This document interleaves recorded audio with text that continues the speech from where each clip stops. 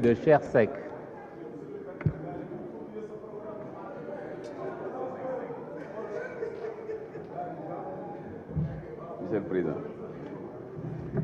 Monsieur le Président, Messieurs les ministres, honorables députés, chers collègues, Monsieur le ministre des collectivités territoriales et chers grands frères, c'est un plaisir aujourd'hui de vous recevoir à l'Assemblée nationale et di ci am mbégte bu baax a baax parce que vous avez au moins contribué à notre formation politique et à notre ascension en politique. Alors, donc je vais commencer par une considération subsidiaire. Moi, Bara Gaye, je ne pourrai jamais vous accepter un échec à la tête de ce ministère parce que vous n'êtes pas en terrain inconnu. Vous avez été le plus jeune député de l'Afrique, le plus jeune ministre de l'Afrique. Aujourd'hui, si vous revenez dans un gouvernement en charge de gérer les collectivités territoriales, nous ne pouvons que espérer quand même que nga def résultat bi ci war. Monsieur le ministre, je vais commencer par Keur Massar. Alors, certains collègues l'ont dit, j'estime qu'il y a des incohérences qu'il faudra très rapidement corriger. Le département de Keur Massar, qui bénéficie d'un conseil départemental avec un budget de 300 millions, là où nous avons laissé la ville de Pikine avec 7 milliards, et aujourd'hui nous sommes devant la ville de Pikine avec plus de 750 000 habitants, j'estime qu'il faudra corriger. Parce que nous n'avons rien d'un conseil départemental. Parce que dans la définition d'une ville, il y a quelque chose de très important. Il faut que les communes qui constituent cette ville, entre ces communes, qu'il n'y ait pas de no man's land. Et je pense que de Yeumbeul Sud à Jaxaay, il n'y a pas de ligne de séparation. Donc j'estime qu'on doit corriger en faisant de Keur Massar une ville pour lui permettre au moins de supporter li nga xamante ni mooy développement.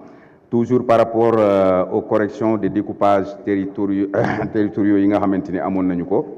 Alors Jaxaay avec Daaru Cubb bi nga xamante ni jël nañ ko ci moom yóbbu ko Bambilor, Yeumbeul Sud qui fait 3 km² alors que Yeumbeul Nord fait 12 km², marché bu bees qui appartient à Djiddah Thiaroye Kaw te ñëpp xam nañ ko mais ñu découpé ko yóbbu ko fi nga xamante ni mooy Wakhinane Nimzatt. Donc jàpp naa ne loolu yëpp le président de la République avait demandé à l'ANAT de travailler ci loolu pour que ñu corriger loolu bu baax a baax. Loolu jàpp naa ni war nañu ko def.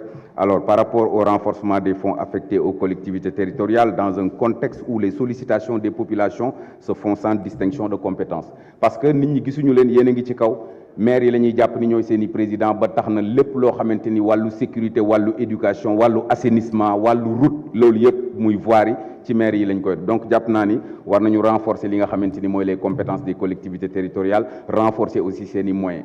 Alors quand j'entends certains collègues dire que oui, le président Macky a augmenté 5 milliards, 10 milliards ci fonds de dotation yi wala fonds de concours yi, moi j'estime que monsieur le ministre des Finances, loolu c'est pas trop ambitieux. Li ci gën a ambitieux mooy les 3,5% de TVA réservés pour alimenter li nga xamante ni mooy les FDD nañ ko yóbbu 10%. Ça a été mentionné dans le rapport, nañ ko yóbbu 10%, ne serait-ce que pour respecter li nga xamante ni mooy objectif yi ngeen am ci acte 3 de la décentralisation.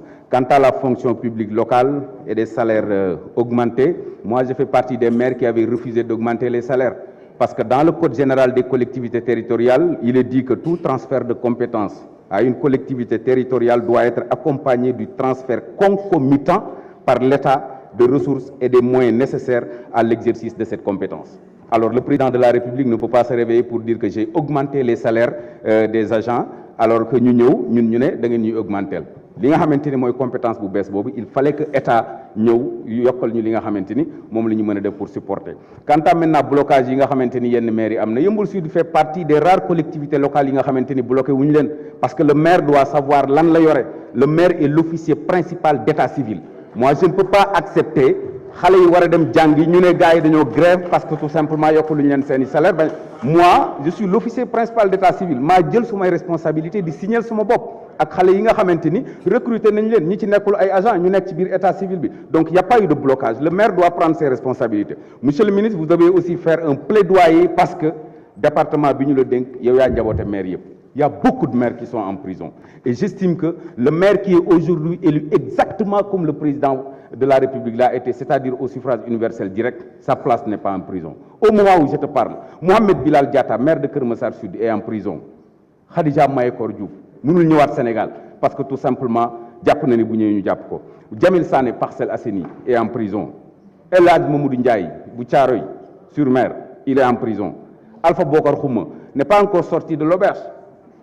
Ousmane Sonko, maire de Ziguinchor. J'estime que li nga xamanteni mom lañ institué en termes de bracelet électronique, maire yi mérité nañ ñu takkal leen ay bracelet électronique, bàyyi leen ñu dem gérer li nga xamanteni moy sen développement. Je vous souhaite bon vent, vous êtes un grand frère, vous avez beaucoup fait pour nous. En tout cas, bon vent. Je vous remercie. Merci, chers collègues.